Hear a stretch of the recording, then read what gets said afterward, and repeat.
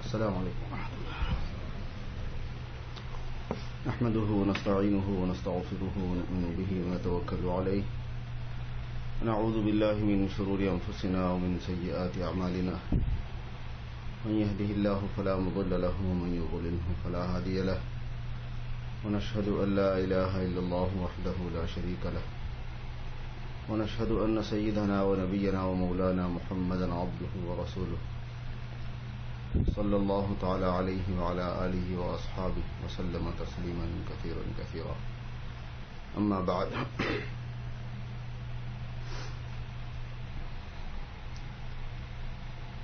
محترم بزرگوں اور بھائیوں،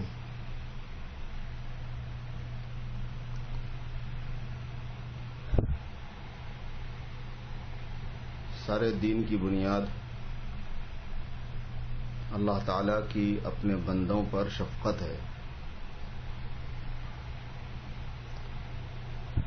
اور اللہ تعالیٰ کی اپنے بندوں کے ساتھ محبت ہے۔ جو کچھ کائنات میں ظہور میں آیا ہے اور جو کچھ کائنات کا نظام بنایا گیا ہے وہ محبت اور شفقت کی بنیاد پر بنایا گیا ہے۔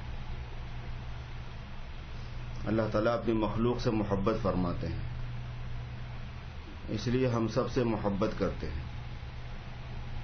یہ ایک یقین کی بات ہے، یہ عقیدے میں رکھنے کی بات ہے، دل میں جمانے کی بات ہے کہ حق تعالیٰ ہم سے محبت فرماتے ہیں۔ اگر اپنے بندوں کے ساتھ محبت نہ فرماتے تو بندوں کی رہبری کا انتظام نہ فرماتے، کیونکہ جس سے محبت کی جاتی ہے اس کی رہبری کی جاتی ہے، جس سے نفرت کی جاتی ہے اس کی رہبری نہیں کی جاتی۔ میں نے خلق کو اس لیے پیدا کیا ہے کہ تاکہ سخاوت کر سکوں، تاجود کنم۔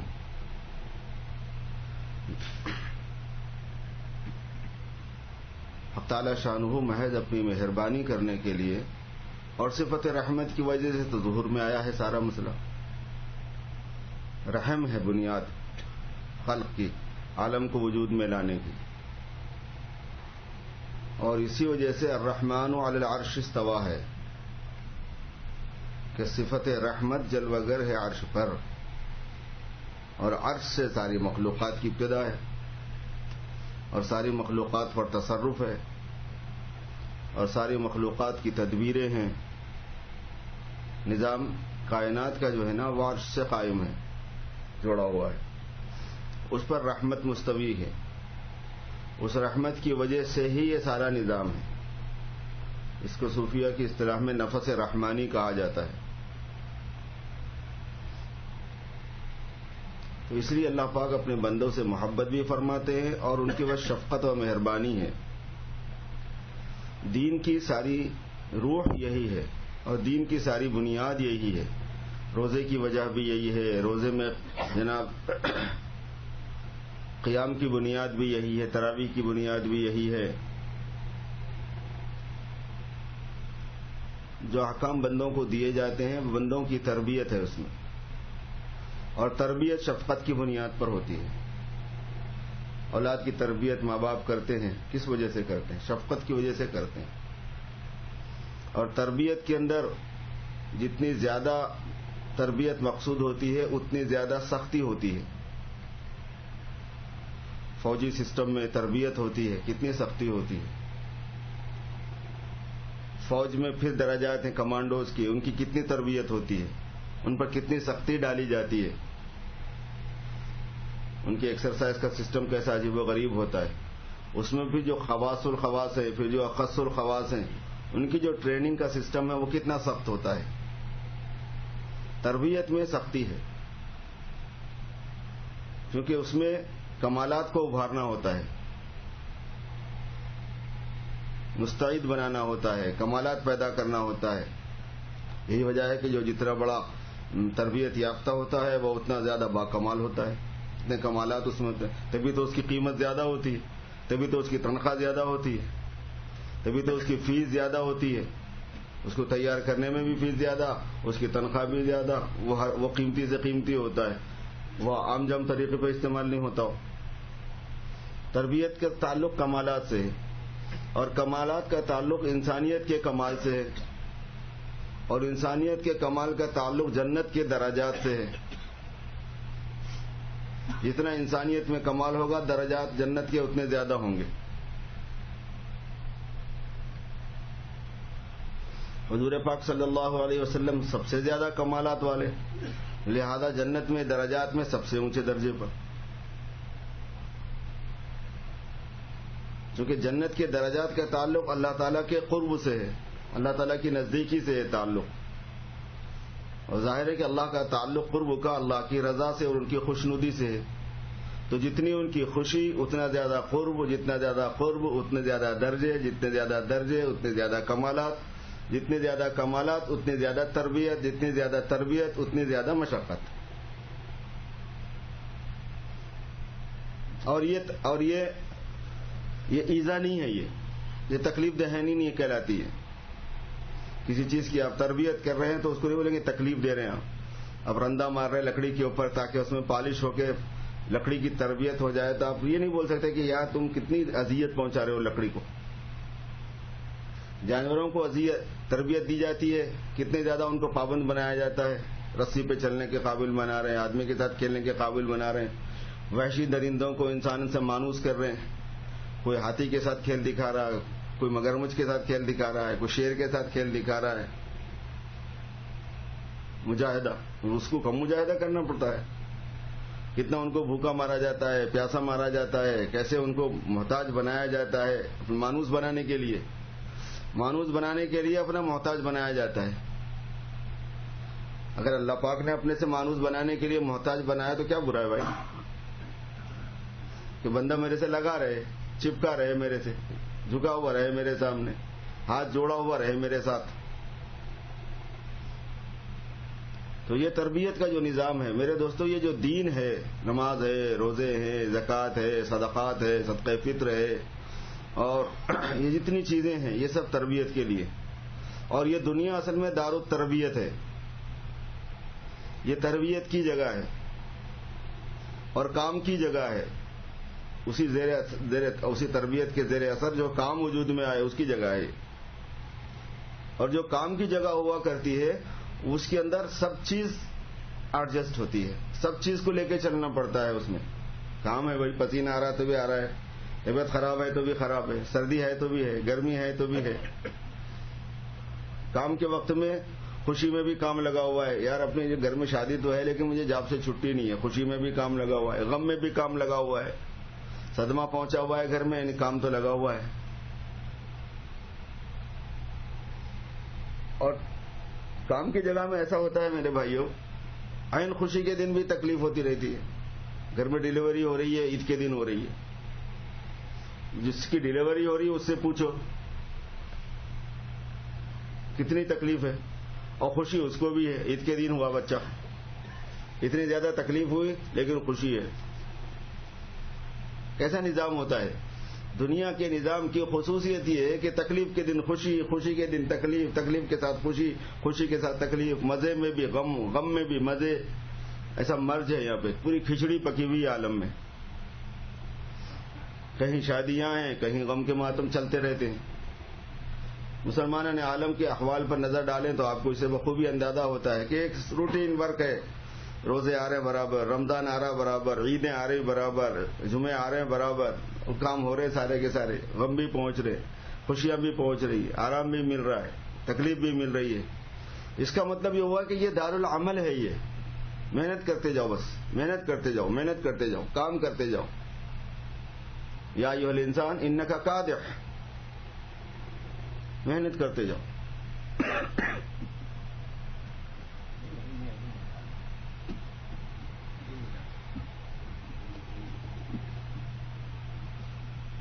اب جب شفقت کی بنیاد پر اللہ تبارک و تعالیٰ نے دین کو رکھا ہے میرے دوستو، تو دین کے جو کام اللہ کی طرف سے آئے وہ اللہ تبارک و تعالیٰ کا شکریہ ماننے کے ہیں۔ روزہ ہماری تربیت کے لیے، ہم پر شفقت کی وجہ سے، ہمارا فائدہ کرنے کے لیے، ہماری بھلائی کے لیے، ہمارے تزکیے کے لیے، ہمارے اندر تقوی کے لیے، اتنا اللہ پاک کا شکریہ، اتنا اللہ پاک کا احسان ہے۔ روزوں کا مہینہ جا رہا ہو تو مسلمان کو صدمہ ہوتا ہے, افسوس ہوتا ہے, ارے یار رمضان پھر ختم ہو جا رہا ہے, پتہ نہیں پھر اگلا رمضان ملے گا, قسمت میں ہے کہ نہیں ہے. کچھ بھی قدر ہم سے نہیں ہو سکی, جو کرنا تھا وہ نہیں کیا, افسوس آدمی کرتا رہتا ہے. اپنے انڈیا پاکستان میں تو جمعۃ الوداع کو باضابطہ روتے ہیں لوگ, ہمارے خطیب بھی رلاتے ہیں, جو جاہل خطبہ ہوتے ہیں نا, الوداع یا شہر رمضان, الوداع یا شہر رمضان, وہ بولتا بھی رہتا ہے, روتا بھی رہتا ہے, الوداع الوداع کرتا رہتا ہے. ایک غیر شرعی چیز ہے, خواہ کی بات ہے وہ, مطلب ایسا نہیں کرنا ہے اسلام میں, لیکن یہ کہ لوگوں کا ایک کانسیپٹ ہے, بتا رہا ہوں میں. مگر افسوس فی نفسی ہونا چاہیے, وہ برا نہیں ہے, وہ تو ہوتا ہی ہے. ایک قلق ہے جو ہونا چاہیے آدمی کو کہ یار اتنی ہماری تربیت کا انتظام اللہ نے کیا ہوا تھا, اتنا ثواب اس میں مل رہا تھا, اس کے نفل فرض کے برابر تھے, اس کے فرض 70 کے برابر تھے, اس میں کیسا جی لگ رہا تھا, اس میں شیطان بھی بند تھا, اس میں نفس بھی بند تھا. نفس بھی بند اس معنی میں کہ ظاہر ہے کہ اس کو صبح سے شام تک تو بندھا نا, شام میں ذرا چھوڑا لیکن دن تمام تو بندھا اس کو. جتنا اس کو کھلا ہوتا وہ موٹا ہوتا ہے, جتنا بھوکا مارو ہوتا صحیح رہتا ہے. نفس ایک ایسا دشمن ہے کہ جتنی مروت اس کے ساتھ کی جاتی ہے اتنی ہی دشمنی اس کی بڑھ جاتی ہے, اور جتنی بے مروتی اس کے ساتھ میں کی جاتی ہے اتنا وہ سیدھا رہتا ہے. تو اسی لیے رمضان کے روزوں سے اور تراویح سے میرے دوستوں خوش ہونا ہے, اور اسی لیے اللہ پاک نے فرمایا کہ اس پر میرا شکریہ ادا کرو. عید کی جو نماز ہے وہ ہدایت رمضان کی بیس پر ہے. تمہیں کیسے پتا چلتا کہ میں کیسے خوش ہوتا ہوں, میرے لیے روزہ کیسے رکھا جاتا ہے؟ اگر میں نہ بتاتا اور تمہارے اوپر چھوڑ دیتا کہ میرے لیے روزہ رکھو, کیا پتا چلتا لوگوں کو کہ اللہ کے لیے روزہ کیسے رکھا جاتا ہے, کیسے وہ خوش ہوتے ہیں. لوگوں کے نزدیک دیکھو روزے کے کیسے سسٹم ہے, کیسے نظام ہے. کہیں دوپہر تک کا روزہ ہے, کہیں چولہے پہ پکی ہوئی چیزوں کا روزہ ہے. ہمارے یہاں غیر مسلم جو ہے جو روزہ رکھتے ہیں ان کے پاس بھی ایک لیلۃ القدر آتی ہے, اس کو شیو راتری کہتے ہیں وہ لوگ. وہ ان کے برہمن بتاتے ہیں ان کے قمری حساب سے چاند کہ یہ شیو راتری ہے, تو اس دن روزہ رکھتے ہیں وہ لوگ بڑے اہتمام سے, ہم نے دیکھا ہے. تو اس میں کیا ہوتا ہے, اس میں ہوتا یہ ہے کہ بس پکی ہوئی چیز نہیں کھانا, امرود کھاتے رہو, سیب کھاتے رہو, صبح سے شام تک پی رہے ہیں. بعض لوگوں کا روزہ لمٹ کے ساتھ میں 12 بجے, اور بعض روزے ایسے ہوتے ہیں کہ خود نہیں توڑ سکتے, دوسرا توڑنا پڑتا ہے. مطلب میرا روزہ آپ آ کے توڑیں گے, آپ کا روزہ میں توڑوں گا, جیسے سر منڈانے کا ہے نا احرام میں. اچھا وہ سامنے والے کو کہتے ہیں جا کے اس کا روزہ کھلا دے, وہ بیچارہ پریشان ہو رہا ہے تو وہ تنگ کرتے ہیں کہ نہیں ہم تو نہیں کھلاتے اس کا روزہ, اور سالے کو آدھا گھنٹہ اور ٹکاتے ہیں اور تھوڑا سا ٹہلاتے ہیں اس کو, ایسا کرتے رہتے ہیں. تو یہ لمیٹڈ روزے بھی ہوتے ہیں. اب اس سے یہ کوئی روزہ ہی نہیں ہوتا, یہ کوئی عبادت ہی نہیں ہے, اس سے اللہ راضی نہیں ہوتے. اگر مسلمانوں کو روزے کی ہدایت نہ ہوتی تو مسلمان روزہ کیسا رکھتا؟ اگر مسلمان کو نماز کی ہدایت نہ ہوتی تو مسلمان نماز کیسا پڑھتا؟ اب روزہ اتنا لمبا دیکھنے کے اعتبار سے 30 دن, 1 مہینے کا روزہ, لیکن اس روزے کے اندر کمی ہو جاتی ہے, اس کا علاج کرو. اب اللہ تعالیٰ اگر بولتے کہ تم خود کرو تو پتہ نہیں ہم کیا کرتے. اور میں کچھ نہیں, عید کے دن صدقہ فطر دے دو.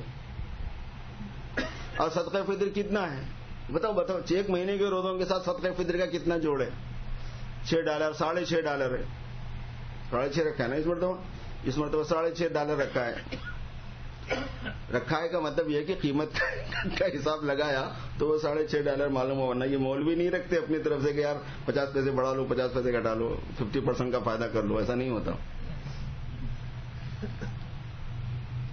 $6.5 میں پورے مہینے بھر کے روزوں کی کمی کی تلافی ہوتی ہے, اندازہ فرمائیے. اور اس سے اندازہ فرمائیے کہ اللہ کے لیے صدقہ تھوڑی مقدار کا کیوں نہیں ہوتا, اس کی اہمیت کتنی ہے, اس کا وزن کتنا ہے, اس کا پاور کتنا ہے, اور یہ کتنی شفقت ہے اللہ پاک کی, کتنی زکوٰۃ رکھی ہے, کتنی شفقت ہے اللہ پاک. ہم سے پہلے لوگوں کو جو کتاب دی گئی تھی ان پر زکوٰۃ 25% تھی, اور وہ ابھی تک بھی اپنے سر پہ لگائے ہوئے ہیں. ہمارے ایک صاحب سے, ایک دوست سے, ایک یہودی سے بات ہو رہی تھی, کہیں گے تم اپنی قوم کے لیے کیا کرتے ہیں؟ کہیں گے کیا کرتے ہیں, یہ کوششیں کر رہے ہیں جو ہماری سمجھ میں آ رہی ہے. تو اس نے اپنا سسٹم بتایا. اس نے کہا کہ 25% تو ہم میں سے ہر کوئی صرف تعلیم کے لیے دیتا ہے, اور ہم اپنے ڈیمانڈ کے مطابق تعلیم وصول کرتے ہیں.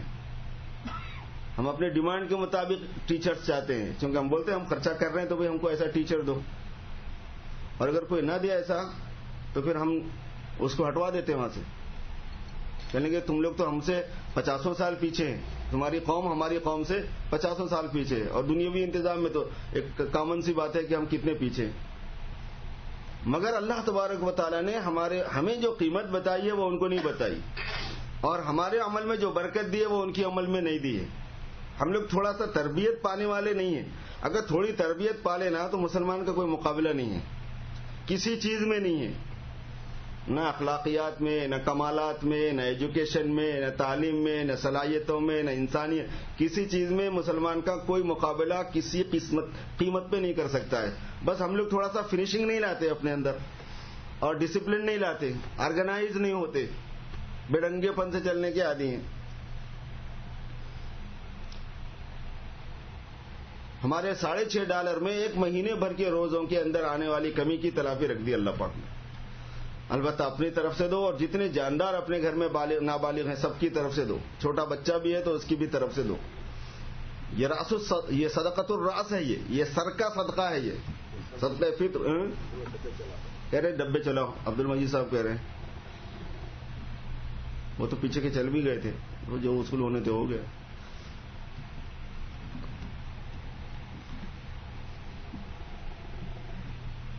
زکوٰۃ ہے جسم کی، صدقۃ الراس کا مطلب ہے جسم کی زکوٰۃ، مال کی بھی زکوٰۃ ہوتی ہے اور جان کی بھی زکوٰۃ ہوتی ہے، اور جان کی زکوٰۃ جان سے روزے کی شکل میں ہے، اور جان کی زکوٰۃ جان سے حج کی شکل میں ہے۔